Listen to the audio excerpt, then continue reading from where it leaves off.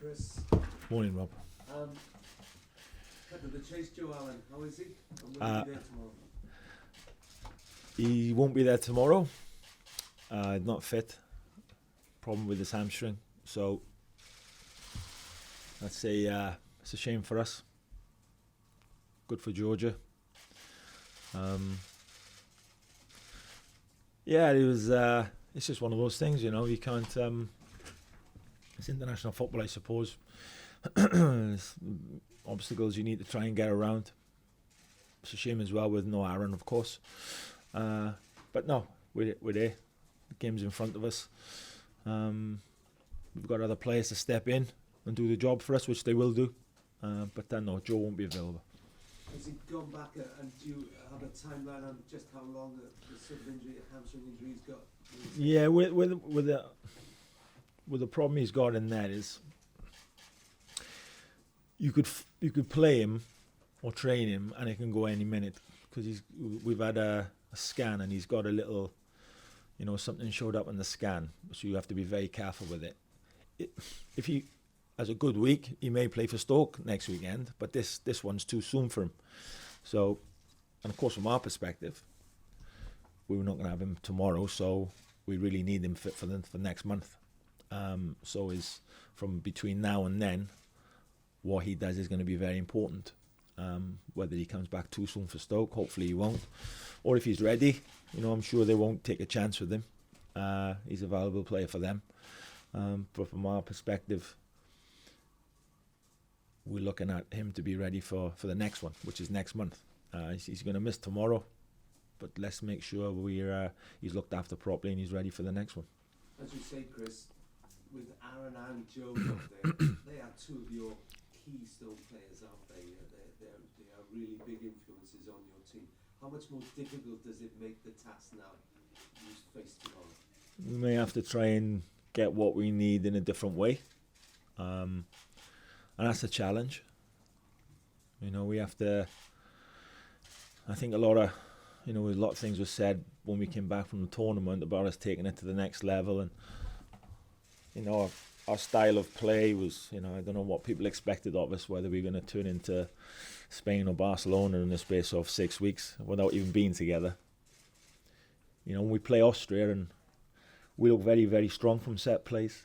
You know, we caused them a lot of problems. You know, a lot was said about Baylor, his long throw, and I don't think people expected that. But from our perspective, it's getting the job done.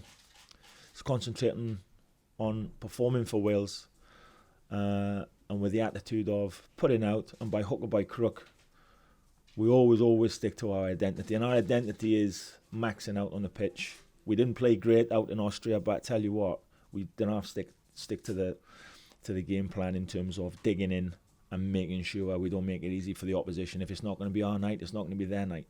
So Sunday, I know it's a full house, big expectations. How we get what we need, that's the desired outcome, as long as we get what we need. And we may have to get that in slightly different ways. We're missing certain players. That's not to say the players we got are not capable, because they're well capable, good players in themselves, and they never let us down. So it's a big task, big challenge tomorrow. And again, without Aaron and Joe, no problem. We're good enough to go and perform, and that's what we expect. Last one for me. Are you already looking at other results in the table? You know, the four fancy teams are all on the same number of points. Not much difference in goals either. You're already looking maybe for Moldova to do you a favour? Or? I think one thing I've learned is you got to do yourself a favour. Nobody wants to give you anything for nothing. So, and we learned that in the last campaign when we drew here with Israel and we're waiting for the result, and it's 0-0 out in Cyprus with a couple of minutes to go, and you know, if it's a draw, we've qualified, and in Cyprus Belgium scores. So nobody's ever done us a favour. We don't expect it.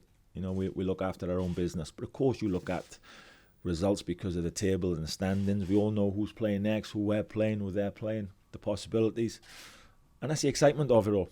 You know, that's the campaign. You've got 10 games to try and put yourself up there. And I always say it's 5 games to make sure you're in with a shout, in with a chance. This is the third one coming up, and so far so good. Chris, is it those first 5 games then that you know, you said it could be 5 of 10, but is it the first 5 that you kind of set yourself out for? Yeah, definitely. I think of course we never look past the next game. We can't. That's all that we concentrate on. But we look at that as in a league of 5 games. Where are we?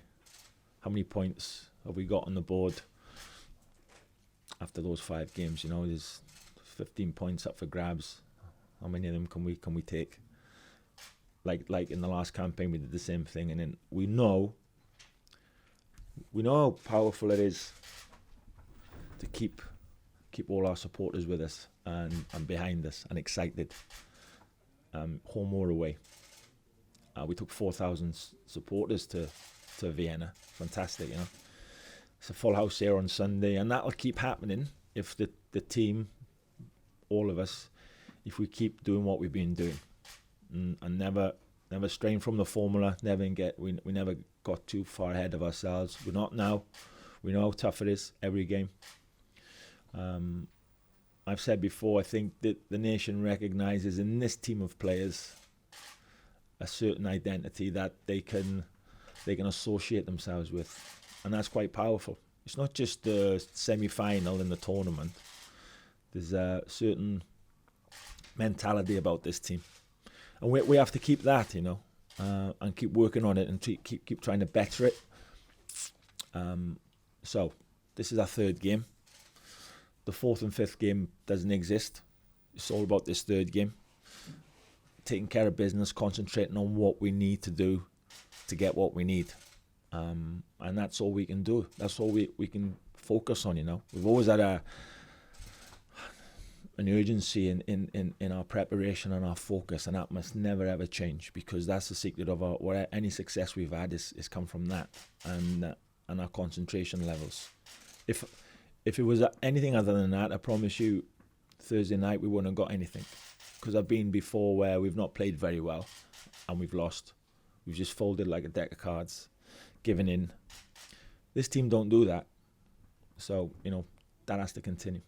That's what Gareth was saying just before you came in, about the fact that they'd learned from the qualifying campaign to the last tournament, and obviously from the tournament itself, that the team would have buckled. It's that they have picked up that sort of mentality. Have you noticed that with them as well in the last yeah, but that's, you know, it's because of experience. It is, and it's not the winning when you're winning and, you know, everything's fantastic. That's not what hardens you. It's losing, you know, and playing badly and being heavily criticised. That's what hardens you. You know, to get the road to success, you know, any success I've had, it's never felt like it's happened overnight. And the journey's never felt like me sitting in the back of a limousine sipping champagne. It's always been, it always felt like I'm on a push bike, pedaling uphill, and sometimes the chains come off. It's that hard. It is that hard.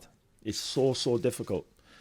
And that's why a lot of people don't get to where they need to get to, because along the way is really hard, really difficult. Some of our boys, our players and my staff, you know, we work hard when we're together. We know what's at stake, and we all feel a little bit of the pressure, but we all know what we're capable of, and we're prepared to do whatever it takes. But we're not guaranteed anything. We're not guaranteed success. Nobody is. So we put yourself out there on the limb, and it's those disappointments. That's what, if you can come through those disappointments, and we've done that a lot of times. That's what's hardened the players and my staff. That's what's hardened us to the situation now that we find ourselves in, where it's all to play for again. We're not guaranteed anything in this campaign. We've had a good start, long way to go. A lot of big challenges, and tomorrow will be as tough as anything we're going to face for different reasons in the next 8 games. We understand that, but we're all ready for it.